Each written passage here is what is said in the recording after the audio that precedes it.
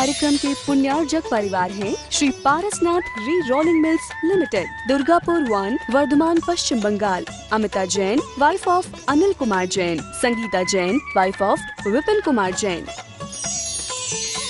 मानक चंद, कमला देवी, राकेश, नीतू, ऋषभ एवं Ayushi Musharraf, B123, Sethi colony, Jaipur, Rajasthan. Shrimati Sarla Jain, wife of Shri Padam Prasad Jain. Shrimati Savita Jain, wife of Shri Dhanendra Jain. Anshul Jain, Parul Jain, Jain store, Patparganj, Delhi. Ram Ratan, Ratni देवी पाटनी। प्रकाश चंद, सारिका पाटनी, प्राची जैन, कीर्तिश जैन एवं समस्त पाटनी परिवार। मेड़ता सिटी, जिला नागौर, राजस्थान। दिवंगत श्री मोहन लाल जी पाटनी कलकत्ता की पावन स्मृति में सौभाग्यमल राजकुमारी, सुनील संगीता, साहिल प्रज्ञा एवं उत्सव कलकत्ता, टीकम सुशीला, नवनीत अनामिका, विकास श्वेता एवं सिद्धांत बेंगलोर, बाबूलाल शकुंतला कलकत्ता, अरविंद रेणु एवं यशवर्धन बेंगलोर। जय जिनेन्द्र यस्य स्वयं स्वभावाप्ति प्रभावे कृष्ण कर्मणः तस्मै संज्ञान रूपाय नमोस्तु परमात्मने। पंच परमेष्ठी भगवान की जय। हमको अपना चिंतन और कैसा बनाना चाहिए उसके बारे में आचार्य और समझा रहे हैं। ये सब कारिकाएं आत्म स्वरूप के बारे में लिखी गई हैं। आइए श्लोक नंबर 29। न मे मृत्यु कुतो भीतिर् न मे व्याधि कुतो व्यथा नाहं बालो न वृद्धोऽहं न युवैतानि पुद्गले। मैं माने मुझे या मेरी मृत्यु नहीं होती।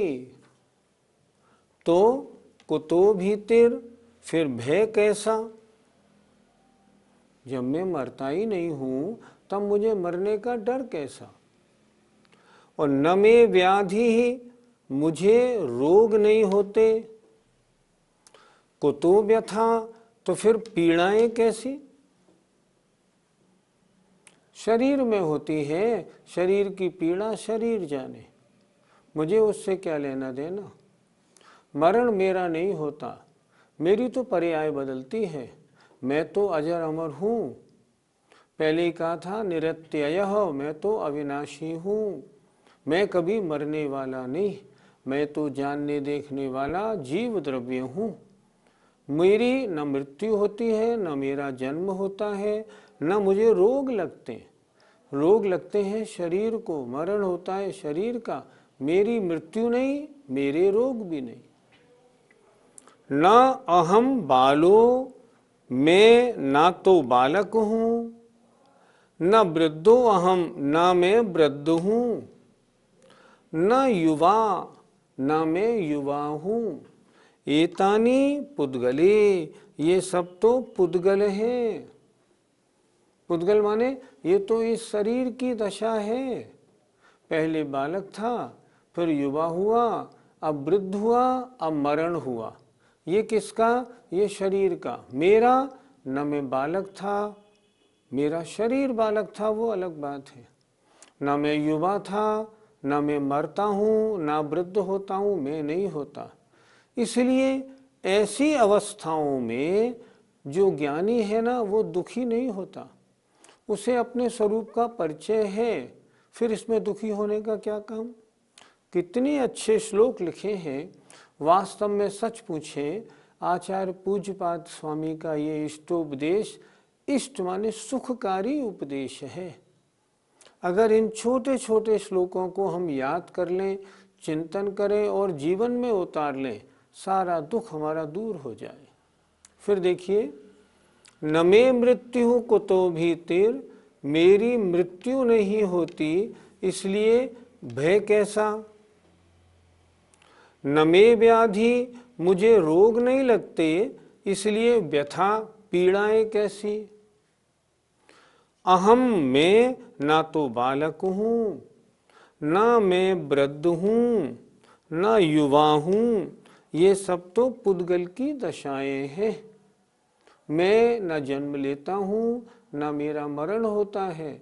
जब जन्म ही नहीं लेता तो मैं बालक, युवा और वृद्ध कैसा। पंडित जी, आयु खत्म होने पर हमारा मरण होगा, फिर हम ये कैसे मान लें कि हमारी मृत्यु नहीं होती। आप खुद सोचिए, क्या आत्मा मर गया? क्या आत्मा का ज्ञान दर्शन समाप्त हो गया? नहीं, कुछ भी नहीं हुआ। आत्मा तो जैसा था वैसा ही है। उसे एक पर्याय आयु कर्म के अनुसार जितने समय तक मिली थी उसने उसको छोड़ दिया, अब दूसरी पर्याय में चला गया। मृत्यु किसकी होती है? शरीर की। कहा भी क्या जाता है, भाई बाबूलाल जी मर गए। अब बाबूलाल जी मर गए, इसका मतलब जिस शरीर का नाम बाबूलाल है, आत्मा का नहीं। कभी आपने ऐसा सुना जो कोई व्यक्ति ऐसा कहता हो उसकी आत्मा मर गई? ऐसा तो कोई नहीं कहता। कहने वाले ये कहते हैं फलाना व्यक्ति मर गया। इसका मतलब क्या हुआ? इस शरीर का नाम था बाबूलाल, अब बाबूलाल मर गए तो मर गए, लेकिन आत्मा कभी नहीं मरती। इसलिए मरण शरीर का होता है, मरण पर्याय का होता है, आत्मा का कभी नहीं होता। चैतन्य प्राण उसका हमेशा रहने वाला है जो भाव प्राण है, इसलिए वो तो आज भी जीता है, आगे भी जिएगा, पहले भी जीता था। एक भी जीव द्रव्य अजीब नहीं बनता, एक भी जीव द्रव्य की गिनती कम नहीं होती। मान लो सारे संसार में जितने द्रव्य हैं, अगर मरने पर सबकी गिनती समाप्त होने लग जाए तो प्रति समय हर अंतर मुहूर्त में अनंत जीवों का मरण होता है। जब इतने जीवों का मरण होता है तो सारी आत्माएं समाप्त हो जाएं, पर एक भी नहीं घटती। क्यों? मरण आत्मा का नहीं होता, मरण तो शरीर का होता है। पंडित जी, हमें बीमारियां होती हैं, फिर कैसे हम माने कि हमें रोग नहीं होते? वास्तविकता का परिचय अगर प्राप्त नहीं है तो ऐसी बात कर सकते। आचार्य जी ने एक बार प्रवचन में कहा था, कभी बुखार हो जाए और कोई उसको देखने वाला आके उससे पूछे, भैया आपको तो 4 बुखार है, बड़ा कष्ट हो रहा होगा, तो कम से कम उसको ये जवाब तो दिया करो, नहीं नहीं मुझे बुखार नहीं, मेरे शरीर को बुखार है। और वास्तव में बुखार है किसको? शरीर को है। टेम्परेचर आत्मा का नहीं लिया आपने, टेम्परेचर शरीर का लिया। आत्मा को कभी रोग नहीं होता, रोग तो शरीर को होते हैं। आत्मा तो रोग रहित है हमेशा। निश्चय से देखा जाए तो रोगों का आत्मा में क्या काम। और व्यवहारने से भी आत्मा का टेम्परेचर थोड़ी ले सकते हैं हम थर्मामीटर से, शरीर का ही तो लेते हैं। इसलिए कहा न में व्याधि, जब मुझे रोग नहीं होते तो फिर पीड़ा कैसी। ज्ञानी होता है उसको पीड़ा नहीं होती। आचार्य श्री को हार पीस हुआ अमरकंटक में। जब 1-2 महीने बाद हमने दर्शन किए महाराज के, तो हमने पूछा, महाराज हार पीस में कितना कष्ट होता था आपको? आचार्य श्री ने उत्तर दिया, बिच्छू सहस डसे नहीं तिसो। हजारों बिच्छू एक साथ डंक मारे, इतनी पीड़ा हार पीस में होती है। फिर हमने पूछा, महाराज इतनी पीड़ा होती थी, फिर आप मंच पर क्यों जाते थे, प्रवचन और स्वाध्याय क्यों कराते थे, आप रेस्ट करते? उन्होंने उत्तर दिया, शरीर अपना काम करता था, मैं अपना काम करता था। पीड़ा शरीर में हुई थी, ठीक है, मुझे अपना बिल्कुल काम करना था, तो मैं अपने आवश्यकों में, अपने कार्यों में लगा रहता था। मैं अलग, शरीर अलग। कितनी बढ़िया चिंतन है, देखो तो। ज्ञानी का चिंतन तो ऐसा ही होता है, और अज्ञानी शरीर की बीमारी में रो रो के मरता है, और इसीलिए वो दुखी होता है, और ज्ञानी हर परिस्थिति में सुखी रहता है। ये बालक और वृद्ध अवस्थाएं क्या मेरी नहीं है? पहले ये बताओ, तुमने अपने को माना क्या है? अगर तुमने शरीर को ही अपना स्वरूप मान रखा है मिथ्या दृष्टि हो, अज्ञानी हो, दुख में रहे हो, दुख में रहोगे। हकीकत क्या है, ये जो बुढ़ापा है या बचपन है या युवावस्था है, इस शरीर की होती है। शरीर पैदा होता है, तन उपजत अपनी उपज जान, तन नशत आपको नाशुमान। ये अजीव द्रव्य का विपरीत श्रद्धान है। शरीर की उत्पत्ति में मैं उत्पन्न हुआ, शरीर के मरण में मैं मरा, ये तो मिथ्या दृष्टि की मान्यता है। उसने अभी अजीव द्रव्य को समझा ही नहीं। अजीव द्रव्य क्या है ये, इसको उसको नहीं मालूम। इसलिए वास्तव में बालकपना, वृद्धपना और युवापना इस शरीर का है, आत्मा का नहीं। आत्मा में कभी बुढ़ापा नहीं आता, कभी जवानी नहीं आती, कभी बचपन नहीं होता। ये तो इस शरीर का है। और शरीर का है तो जब शरीर ही मेरा नहीं तो बचपना, युवावस्था और बुढ़ापा ये मेरा क्यों नहीं, मेरा नहीं होता। ये किसके हैं? पुद्गले, ये तो पुद्गल के हैं। शरीर कैसा है? शरीर पुद्गल है, इसलिए पुद्गल के हैं। पंडित जी, हमारा यह शरीर पुद्गल है या जीव? इस शरीर को जब तक हम जीवित हैं, इस शरीर को हम पुद्गल नहीं मान सकते। ये शरीर क्या है? ये जीव और पुद्गल की मिलीजुली पर्याय है।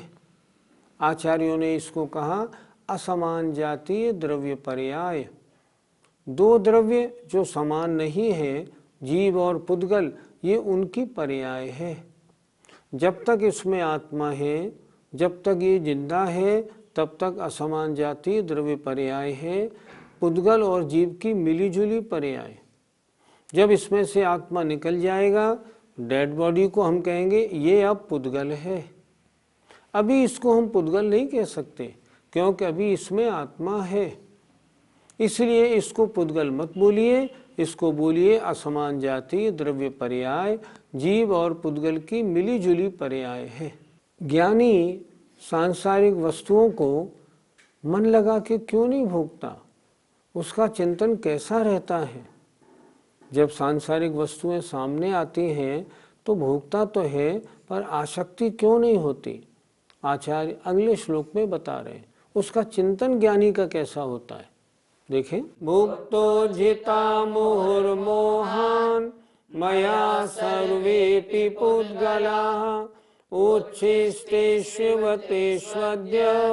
मम विज्ञस्य का स्पृहा। ज्ञानी का चिंतन कैसा होता है सांसारिक भोगों के बारे में? उसका सांसारिक भोगों को भोगने में मन क्यों नहीं लगता? वो ये कहता है इन सबको मैंने अनंत बार भोग भोग के छोड़ दिया। ये तो ऐसे है जैसे झूठन, भोगा और छोड़ दिया, अब मैं इनका भोग कैसे करूं? देखिए आचार्य ने क्या लिखा, भुक्तो जिता, भोग कर छोड़ दिए हैं, उज्जिता छोड़ दिए हैं, मुह बार बार, मोहात मोह के मोह से, मया माने मैंने, सर्वेपि सभी पुद्गलाः पुद्गल, मैंने सभी पुद्गलों को बार बार मोह के कारण भोग कर छोड़ दिया है। अनादिकाल से संसार में भ्रमण कर रहा हूँ, जितने पुद्गल संसार में हैं इन सबको मैंने भोगा है और छोड़ा है। फिर देखें एक बार, मया मेरे द्वारा सर्वेपि पुद्गलाः सभी पुद्गल, मुहु माने बार बार, मोहात माने मोह के कारण भोग कर छोड़ दिए गए हैं। सब मेरे द्वारा भोग कर छोड़े हैं। उच्छिष्टेष्व तेष्वद्य, उच्छिष्टेषु इव झूठन के समान, तेषु अद्य उनमें अब। मैंने भोग के छोड़ दिए तो कैसे हो गए? झूठन हो गए, सब मेरी झूठन है ये। अब क्या लिख रहे हैं? उच्छिष्टेषु इव तेषु अद्य, अद्य माने आज, झूठन के समान उनमें, मम माने मुझ, विज्ञस्य माने ज्ञानी की क्या इच्छा हो सकती है? नहीं हो सकती।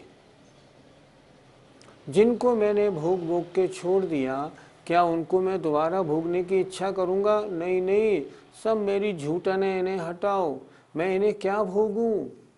ज्ञानी ऐसा विवेक रखता है अपने में, इसलिए उसे भोगों में आनंद नहीं आता, इसलिए आसक्ति पूर्वक भोगों को नहीं भोगता। वो भोगों को भोगता नहीं, उसे भोग भोगने पड़ते। फिर देखें, मेरे द्वारा सभी पुद्गल मुँह माने बार बार मोह के कारण भोग कर छोड़े गए हैं। कितनी बार? अनंत बार। अब उच्छिष्टेषु एव झूठन के समान तेषु उन पदार्थों में आज मम मुझ ज्ञानी की क्या इच्छा हो सकती है? कुछ नहीं हो सकती। झूठन खाने का किसी का भाव बनता है क्या? नहीं बनता। जब नहीं बनता तो ज्ञानी भी सोचता है इन पुद्गलों में मैं क्यों आ सकती, क्यों मैं इच्छा करूं, मेरे द्वारा छोड़े गए ये तो झूठन है। इस कारण उसकी इच्छा नहीं होती।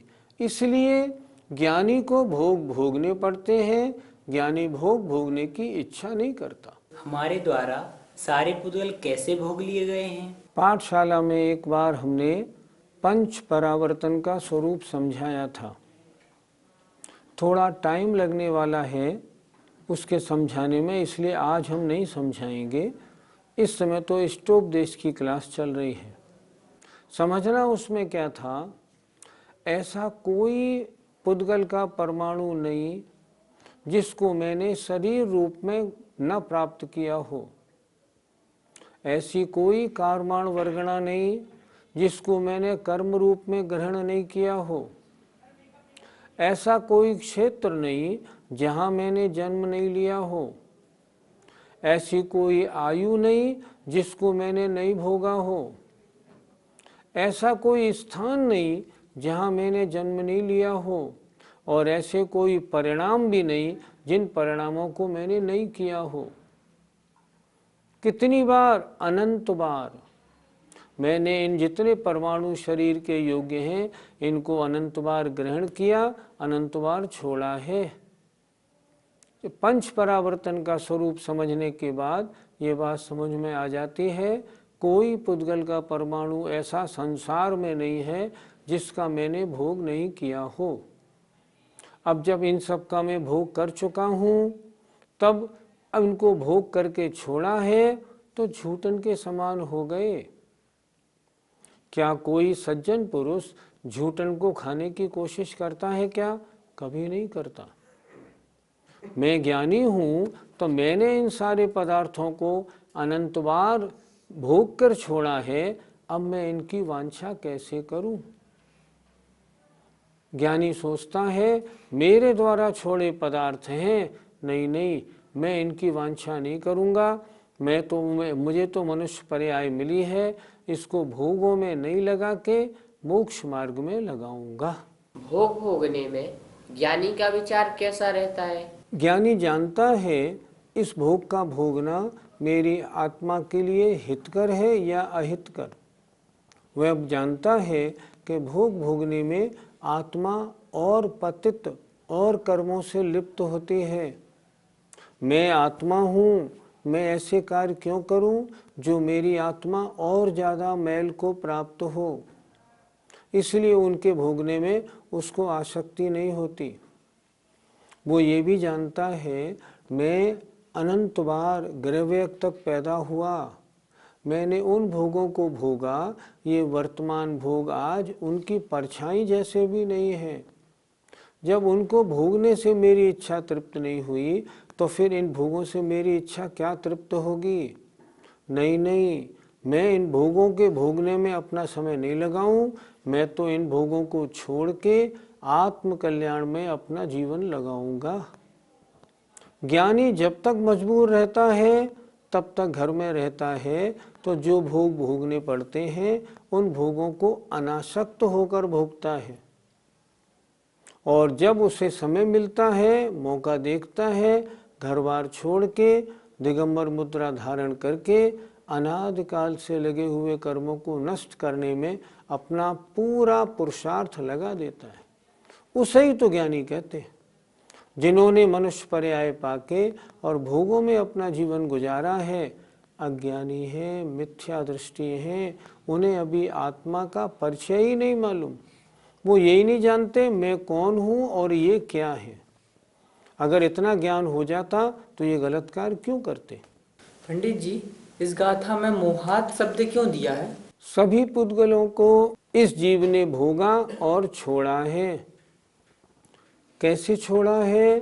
अनादिकाल से अनंत पुद्गल परावर्तन रूप संसार में भ्रमण करके और सबका भोग किया, भोग करके छोड़ा। प्रश्न, अनंत काल से पुद्गल परावर्तन के चक्कर में ये क्यों लगा? ये मोहिनी के कारण लगा। मोहिनी के कारण का मतलब दर्शन मोहिनी के कारण इसने अपना स्वरूप नहीं समझा, शरीर और परिवार आदि में ही उलझा रहा। ये मेरे हैं, ये मेरे हैं, ये अच्छे हैं, ये बुरे हैं, मैं इनका करता हूँ, मैं इनका भोगता हूँ, इन चक्करों में लगा रहा। नतीजा क्या बना? मिथ्यात्व के कारण संसार भ्रमण होता रहा, और कषायों के कारण भी अनंत काल से संसार भ्रमण होता रहा। संसार भ्रमण में कारण दो ही तो हैं, मिथ्यात्व और कषाय। अनंत काल से इनके चक्कर में पड़कर इस जीव ने अपना सारा जीवन, सारी पर्यायें मिथ्यात्व के साथ गुजारी और संसार भ्रमण को निरंतर जारी रखा। हम अनंत बार ग्रैवेक में गए, नीचे सातवें नरक में भी गए, भोग भूमि में भी गए, तिरंच बने, मनुष्य बने, स्वयंभू रमण में जन्म लिया। सारी पर्याय हमने न मालूम कितनी बार धारण की। इतनी बार धारण करने के बाद भी आज भी हमें इस बात का गुरु कह रहे हैं आज तो होश में आ जाओ, फिर भी हम होश में आने को तैयार नहीं।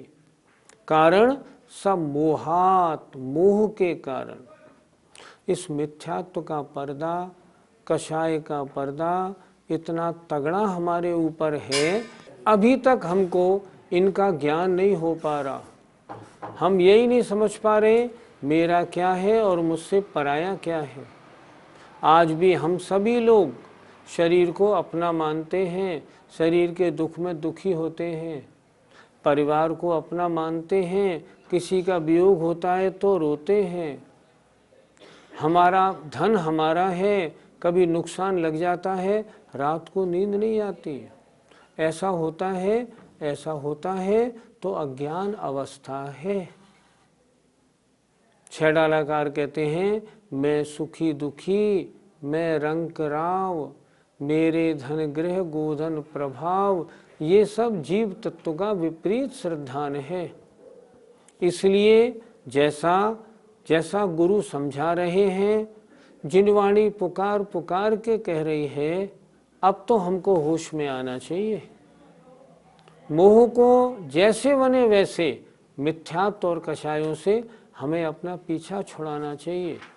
इस पर्याय में हम इतना तो कर ही सकते हैं जो सम्यक दृष्टि बन जाए और कषायों को शमन करके हम व्रतों को धारण करें और मुनिराज तक बन जाएं।